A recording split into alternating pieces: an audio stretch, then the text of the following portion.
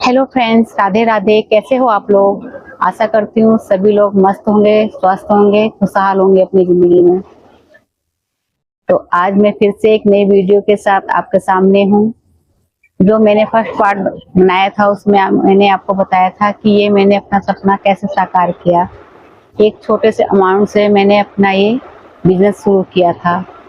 तो उसमें मैंने आपको बताया था कि मैंने 1-1.5 लाख का माल लेके ये दुकान की शुरुआत की।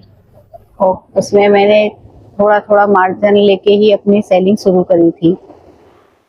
सेलिंग शुरू हो गई, कस्टमर आने लग गए।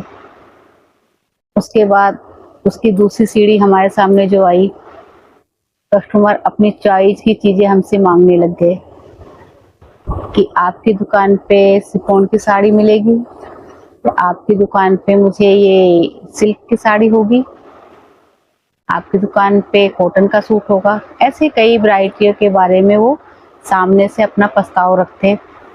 तो उसके लिए फिर मुझे थोड़ा सोचना पड़ा कि हाँ, हमने बिजनेस तो शुरू कर दिया, बिना इतना हमें नॉलेज नहीं थी, शुरू तो कर दिया।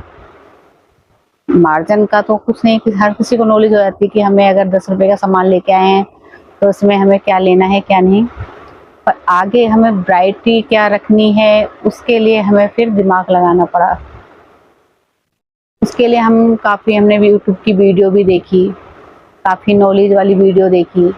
मार्केट गए, मार्केट में घूमे खूब, हर दुकान पे जाके क्या वैरायटी है उनके पास, कैसा कपड़ा है उनके पास, क्या उसकी कीमत है, सब कुछ की जानकारी इकट्ठा करने लग गए।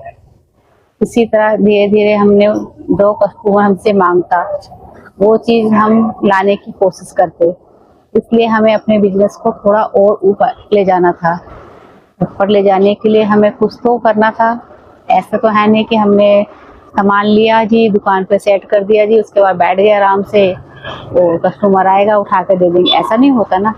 कभी कभी तो होता ना, कस्टमर के हिसाब का हमारे पास कुछ होता नहीं है, वो जो चीज मांगता है उसके लिए तो हमें थोड़ा सोचना पड़ता है। तो फिर यही हुआ, हमने बहुत सारी वीडियो देखी, कहाँ कौन सी चीज़ कहाँ कौन सी एरिया में मिलती है, हमारा कस्टमर हमसे कौन सा डिमांड रखता है जो हम उसकी पूरी करें। तो और उसके लिए ये भी है कि आप ऑनलाइन ज़रूर देखिए, हर किसी की वीडियो देखिए ऑनलाइन। सूरत की इतनी सारी वीडियो आती है ऑनलाइन। लोगों को बिजनेस करना होता है, बहुत लोग उसमें फंस भी जाते हैं। इसलिए वो लोग कहते हैं कि 100 रुपए की साड़ी है, ये 50 रुपए की साड़ी है। और इंसान सोचता है यार हाँ बढ़िया है, अगर हम 100 रुपए की 50 रुपए की साड़ी ले आएंगे तो आराम से हम डबल में इसको बेच लेंगे। पर ऐसा नहीं होता, ये चीजें गलत हैं। कोई 50 रुपए की साड़ी नहीं आती। आप खुद सोचिए, अगर 50 रुपए की साड़ी आ रही होती तो रुमाल तो फिर 5 रुपए का बिकता। अगर रुमाल तक नहीं आता तो साड़ी कहाँ से आ जाएगी? ये सब एक बेवकूफ बनाने वाले तरीके हैं। ऐसा कुछ नहीं होता, ना 100 रुपए की साड़ी आती है ना 50 रुपए की साड़ी आती है। अगर आती है तो वो सब लोट का माल होता है, कटा फटा होगा, दाग धब्बे वाला होगा, पुराना होगा, ऐसा कुछ होता है। तो वो चीज की जानकारी आपको होनी चाहिए। और दूसरी बात, अगर कस्टमर आपकी दुकान पे चढ़ा है, आया है, तो आपको कुछ उसकी नॉलेज भी रखनी पड़ेगी। ये नहीं आपने बिजनेस शुरू कर लिया, आपको उसकी बिल्कुल नॉलेज नहीं है। अगर आपसे कस्टमर कहता है मैम हमें प्रिंटेड साड़ी दिखाइए, तो आपको पता होगा तभी तो आप प्रिंटेड साड़ी दिखाओगे। कस्टमर आया, हाँ जी सर क्या है, आपको क्या चाहिए, आप पूछोगे जैसे उससे। उसने बोला सामने से आपको मैं हमें साड़ी दिखाइए प्रिंट की, तो जैसे आपको ये साड़ी है, ये प्रिंट की साड़ी आपने दिखा दी उसको, इसके बारे में आपने उसको बता दिया, क्या कपड़ा आपने उसके बारे में बता दिया, कैसा है, क्या काम है, क्या बॉर्डर, सब कुछ बता दिया। इससे क्या है, कस्टमर को लगता है आपको इसके बारे में नॉलेज है, जिससे वो सेटिस्फाई होकर वो चीजें खरीदता है आपसे। जैसे ये चीज है, प्रिंट की साड़ी है, इस पे क्या काम हो रखा है वो बताइए कि हाँ सर इस पे देखो काम है, जरी का है, डायमंड का है, काम सॉरी हो रखा है, इसके बारे में आप उससे बताइए। तो उससे आप सेटिस्फाई होकर वो आपसे परचेजिंग करेगा अच्छे से। और मान लीजिए कि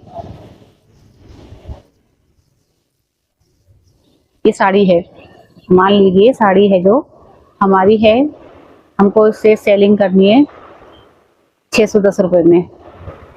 हमारा डिस्काउंट वगैरह काट पीट के हमारी सेलिंग है 610 की है। तो जब हम कस्टमर को पैकिंग करके देने लग जाते हैं, कस्टमर हमसे क्या कहता है कि मैम आप सीधे सीधे 600 रुपये काट लीजिए। तो 10 रुपये तो हमें घाटा हो रहा होता है, इसलिए हमने सब अमाउंट हिसाब से लगा के उसको हमने बताया कि हमारा लाने का किराया भी हम इसमें जोड़ते हैं, सारा दिन हम दुकान पे बैठते हैं उसका भी हमें इसमें जोड़ते हैं। उस हिसाब से हमने उसको बताया। अगर फिर भी वो कहता है कि नहीं आप 600 रुपये लगा दीजिए, नहीं तो रहने दीजिए, तो आप उसको वो साड़ी दे दीजिए। हाँ जी, आप उसको ये साड़ी दे दीजिए। इससे क्या होगा, कस्टमर भी खुश हो जाएगा और आपकी सेलिंग भी हो जाएगी। मार्जिन आपको 10 रुपये और कम मिला तो उसकी टेंशन मत लीजिए, पर उसके जरिए वो 4 ग्राहक आपकी दुकान पे और लेके आएगा। वो 4 लोगों को और बताएगा कि मैंने उस दुकान से कपड़े लिए थे, कपड़ा भी बहुत अच्छा है और उनके रेट भी बहुत अच्छे हैं। इस तरह करके आपकी दुकान और ऊपर ऊंचाई पे जाएगी, आपका और प्रचार होगा, आपको लोग और जानेंगे।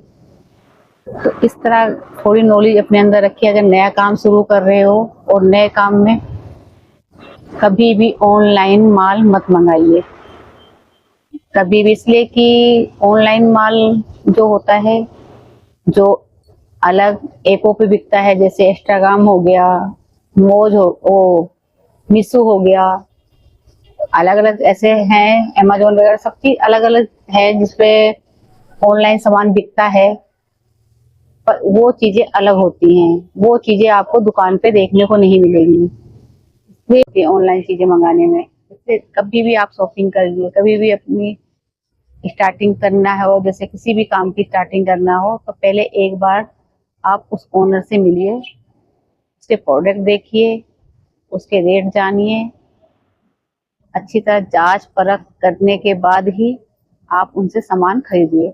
हाँ, नेक्स्ट टाइम आप उनसे सामान मंगा सकते हैं, कोई टेंशन नहीं है, और फर्स्ट टाइम में आपको उनके पास जाना ही पड़ेगा। इसलिए वो आपको जान जाएंगे, आप उनको जान जाएंगी, जिससे हमने सामान लिया है वो कैसे हैं। इससे आपको बेनिफिट ही होगा, घाटा नहीं होगा। और कभी आपने ऑनलाइन मंगाया तो उसमें आप फंस सकते हो, आपके सारे पैसे ठप हो सकते हैं, आपको नुकसान हो सकता है। तो मैं यही कहूँगी कि ऑनलाइन शॉपिंग करने से अच्छा है खुद जाके परचेज करके लाइए। तो नेक्स्ट पार्ट में मैंने ये नॉलेज दी आपको कि आपको अपनी दुकान पे क्या रखना चाहिए, क्या नहीं रखना चाहिए, इस बारे में मैंने बताया आपको। इसका नेक्स्ट पार्ट बताऊंगी कि उसके बाद आपको आगे और क्या करना है। सभी को राधे राधे।